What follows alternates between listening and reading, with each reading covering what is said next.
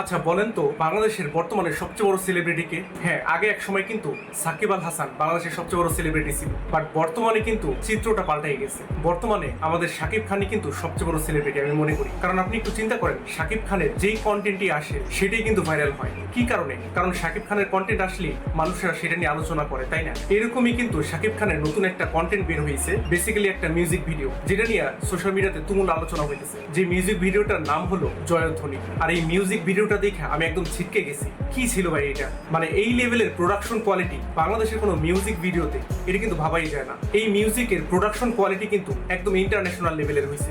এই বছরে ঈদে যে মুক্তি পাইছে শাকিব খানের মুভি প্রিন্স, সেই মুভির জ্বালা জ্বালা গানটা, সেই গানের প্রোডাকশন কোয়ালিটিও কিন্তু প্রায় এরকম লেভেলেরই ছিল। এবং ওই গানের রিয়াকশন দেওয়ার সময় কিন্তু আমি বলছিলাম যে বাংলাদেশের বর্তমানে মিউজিক ভিডিওগুলোর যে প্রোডাকশন কোয়ালিটি সেটা কিন্তু ইজিলি ভারতের বলিউড আর সাউথ ইন্ডিয়ান মুভির সাথে ম্যাচ করে। আর এই যে জয়ধ্বনি গানটা, এই গানটা দেখে মনে হইলো বাংলাদেশে আজ পর্যন্ত রিলিজ হওয়া যত মিউজিক ভিডিও আছে সে সবগুলোকে ছাড়াই গেছে এই গানটা। আর আমি একটা জিনিস শুনতে পারলাম, এই মিউজিক ভিডিওটা নাকি 6টা দেশের যৌথ প্রযোজনায় বানানো হয়েছে। আর এই মিউজিক ভিডিওটার বাজেট নাকি 3 থেকে 4 কোটি টাকার মতো। মানে চিন্তা করা যায় বাংলাদেশের কোনো মিউজিক ভিডিও এই রকম প্রোডাকশন কোয়ালিটি আর এই রকমের বাজেট, এই জিনিসটা কিন্তু এর আগে আমি কখনোই দেখি নাই যে বাংলাদেশের কোনো মিউজিক ভিডিওতে এতটা বাজেট হইতে পারে। এখন আমরা আসল কথায় যদি আসি যে অ্যাকচুয়াল গানটা কেমন হইলো, আমার কাছে কিন্তু গানটা দুর্দান্ত লাগছে। আমার দেশ আমার গর্ব, এই দেশাত্মবোধক থিমের উপর ভিত্তি করে কিন্তু এই গানটা বানানো হয়েছে। আর নীলায় আহমেদের কণ্ঠে এই গানটা কিন্তু আলাদাই একটা উৎসব মুখর পরিবেশ তৈরি করতে পারছে। আর এই মিউজিক ভিডিওটার যে গ্রাফিক্স, ও মাই গড, আমি কিন্তু আজ পর্যন্ত এই লেভেলের গ্রাফিক্স বাংলাদেশের কোনো কন্টেন্টে কখনো দেখি নাই।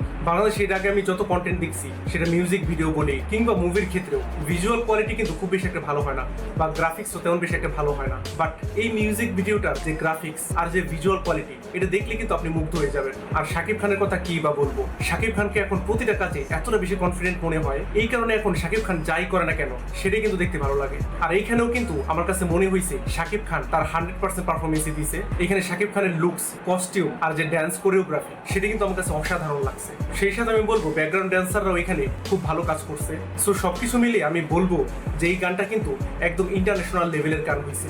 আমার কাছে তো গানটা দুর্দান্ত লাগছে।